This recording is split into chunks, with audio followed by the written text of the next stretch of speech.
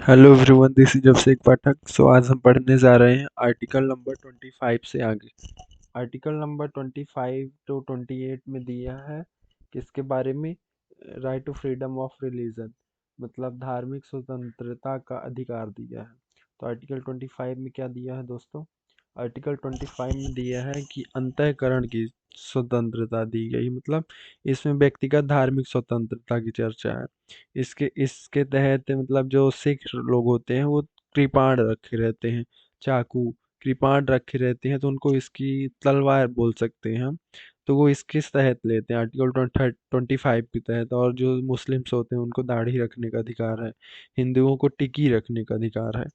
तो ये सब मतलब जो होता है, तो ये सब आर्टिकल 25 के तहत दिया जाता है। जैसे ये कि कृपाणस हो गई, बेयरिंग एंड कैरिंग ऑफ कृपाणस। जो सिख होते हैं आपने देखा होगा कि वो हेलमेट की जगह अपनी पगड़ी पहने रहते हैं, तो उनको इसी तरह का अधिकार दिया जाता है आर्टिकल 25 के तहत। और फिर ये हो गया। फिर आर्टिकल 26 में क्या दिया? Freedom to manage religious affairs, मतलब इसमें सामूहिक धार्मिक स्वतंत्रता।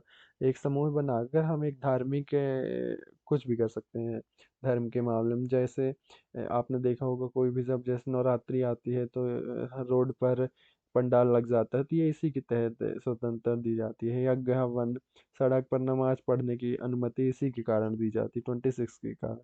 तो freedom to manage religious affairs 26 हो गया। फिर 27 में क्या दिया है? पेमेंट ऑफ टैक्सेस, मतलब कोई धार्मिक कार्य के लिए किए गए इकट्ठा धन किए गए धन, जो इकट्ठा किया गया है धन, उस पर टैक्स नहीं लगे यदि वो धार्मिक धार्मिक कार्य के लिए रखा धन पर टैक्स नहीं लगता है। तो आर्टिकल 27 में ये दिया। जैसे मंदिर में देखा होगा ना, दान इतना आता है तो उस पर टैक्स नहीं लगता है, क्योंकि वो हिंदू धर्म के लिए है, तो इसमें टैक्स नहीं लगता।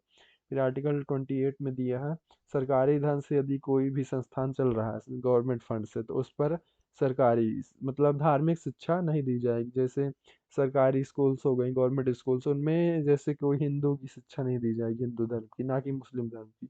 तो जो गवर्नमेंट फंड से चल रहे हैं, गवर्नमेंट फंड से, तो उन पर धार्मिक शिक्षा नहीं दी जाएगी, रिलीजियस इंस्ट्रक्शन नहीं दिया जाएगा।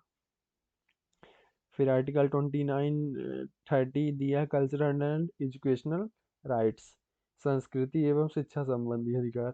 तो आर्टिकल 29 में दिया अल्पसंख्यकों, मतलब माइनॉरिटीज। इसमें अल्पसंख्यकों के रक्षकों की चर्चा है। कहा गया है किसी भी अल्पसंख्यक को उसकी भाषा या संस्कृति के आधार पर किसी संस्था में प्रवेश से हम नहीं रोक सकते हैं। तो कोई भी जैसे बंदा है, माइनॉरिटीज है, तो उसकी भाषा, संस्कृति, स्क्रिप्ट, कल्चर के बेसिस पर हम उसको मतलब एडमिशन देने से नहीं रोक सकते हैं। ये दिया है। तो आर्टिकल 29 में ये हो गया, मतलब हमें देना ही होगा एडमिशन। डिस्क्रिमिनेशन हम उसके साथ नहीं कर सकते कल्चर, स्क्रिप्ट, रेस, लैंग्वेज, इसके आधार पर। तो फिर आर्टिकल 30 में दिए हैं यदि उनको पढ़ने में दिक्कत है मेजॉरिटीज़ के साथ, तो वो माइनॉरिटीज़ जो हैं वो अपना एजुकेशनल इंस्टीट्यूशंस भी खोल सकती हैं। जैसे अल्पसंख्यकों का शिक्षा संरक्षण, अल्पसंख्यक यदि बहुसंख्यकों के बीच में शिक्षा लेने की संकोच कर रहा, मतलब माइनॉरिटीज जो है वो यदि मेजॉरिटी के साथ शिक्षा लेने में संकोच कर रहा, तो अल्पसंख्यक अपने पसंद का संस्था भी खोल सकती है और उसमें सरकार उसे भी धन देगी। लेकिन सरकार जो है वो इसमें डिस्क्रिमिनेशन नहीं करेगी कि इसको एडमिनिस्टर माइनॉरिटी कर रही है, तो उसको मतलब ये लिखा है ना, मैनेजमेंट ऑफ माइनॉरिटी के है, तो उसमें डिस्क्रिमिनेशन नहीं होगा, जो गवर्नमेंट है वो डिस्क्रिमिनेट नहीं करेगी। फिर आर्टिकल 31 में राइट टू प्रॉपर्टी, इसे 44th कॉन्स्टिट्यूशन अमेंडमेंट करके 300 ए में भेज दिया गया है, जिसको लीगल राइट बना दिया गया है। मैंने बताया था पिछले वीडियो में, आप देख लीजिएगा जाके।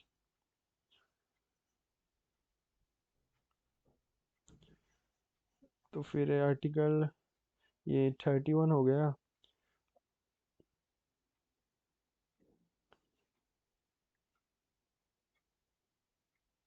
आर्टिकल 31 तक आज हमने पढ़ लिया। फिर आर्टिकल 32 के बाद थोड़ा इम्पोर्टेंट है, तो उसको हम अगले वीडियोस में पढ़ेंगे।